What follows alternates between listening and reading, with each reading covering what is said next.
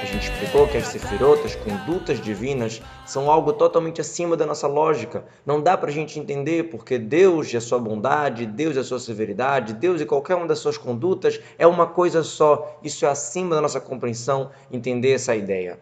Mas, de qualquer jeito, a gente sabe que a Torá ela fala de uma maneira para o ser humano entender, uma maneira que vai acalmar o ouvido, de uma maneira que dê para a gente entender, mesmo que não seja 100%, né? Não dá para a gente entender 100%, mas pelo menos falar de uma expressão, de um jeito que dá para entender o suficiente que a gente consegue entender.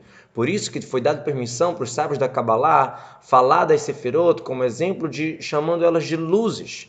É verdade que as Sefirot é muito acima da nossa compreensão, mas para entender um pouquinho, os sábios da Kabbalah usam as Sefirot como luzes. Por quê? Porque esse é um exemplo que vai fazer a gente entender um pouquinho a unicidade de Deus com as suas midot, com as suas condutas. Que é igual à unicidade do raio do Sol no Sol, da luz do Sol em relação ao globo, a sua origem, a luminária. A gente sabe que o globo do Sol é chamado Maor, chamado luminária, a fonte da luz, enquanto a luz é chamada de Or, como está escrito que Deus chamou o dia, a luz, a luminosidade do dia, a clareza do dia, de Yom, de dia. Quer dizer, a luz, o Or é uma coisa, o Maor, a luminária é outra. Quando a luz está na sua origem, na sua fonte, no globo do Sol, então lá ela está totalmente unida no máximo da união, lá ela não tem espaço para si só, ela não é considerada separadamente, porque lá está o próprio Sol, eu não preciso do raio do Sol. Então, lá não tem um nome de outra coisa sem ser a essência, o próprio globo do Sol, a própria fonte da luz, a luminária em si, que está iluminando. Então, lá, a luz lá é uma coisa só com a essência, não é separado. A mesma coisa, claro que é muito mais do que isso, mas um exemplo para a gente entender as condutas de Hashem, a vontade de Hashem, a sabedoria de Hashem, a bondade, etc, etc, que a gente falou que é unido com ele, é igual à luz do Sol no Sol. Quer dizer, no nível de Atzilut, no mundo de Atzilut, realmente essas condutas elas estão unidas totalmente com o máximo da união com Deus. Como a gente fala que saiu dele, saiu de Hashem, igual o raio do sol que está saindo do sol. Mas é claro que isso é só um exemplo e ainda está muito distante da nossa compreensão. A gente chama as sefirot de luz para dar essa comparação do raio do sol que sai do sol, mas é muito, muito mais do que isso.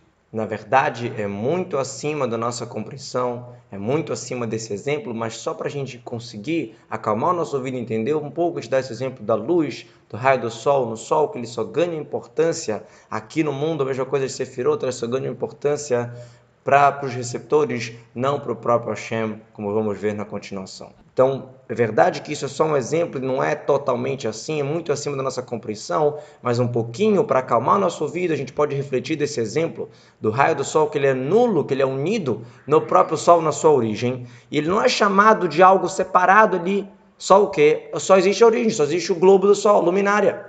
A mesma coisa, as condutas de Hashem, a vontade de Hashem, a sabedoria de Hashem, não são chamadas de nome, não são chamadas de algo por si, somente para os receptores, tanto os superiores, tanto os inferiores, que toda a criação dos mundos e a maneira como Hashem dirige os mundos é através das Sefirot. Então, de repente, elas ganham importância, elas são algo. Como está explicado, que Deus usa a sua sabedoria, a sua vontade, né? E nas midot também as emoções, modo de falar, para criar o mundo, como o Midrash fala, com 10 coisas Deus criou o mundo, com Chokhmah, com Tvuná, com Dat, com inteligência, sabedoria, etc.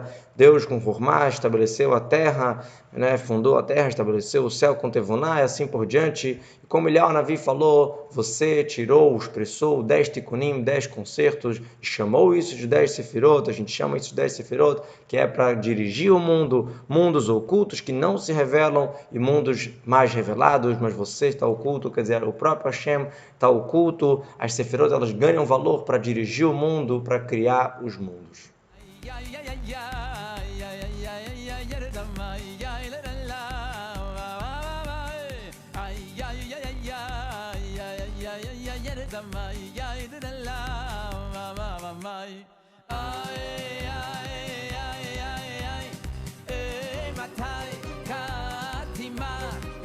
שיפוצו מנותיך חוצה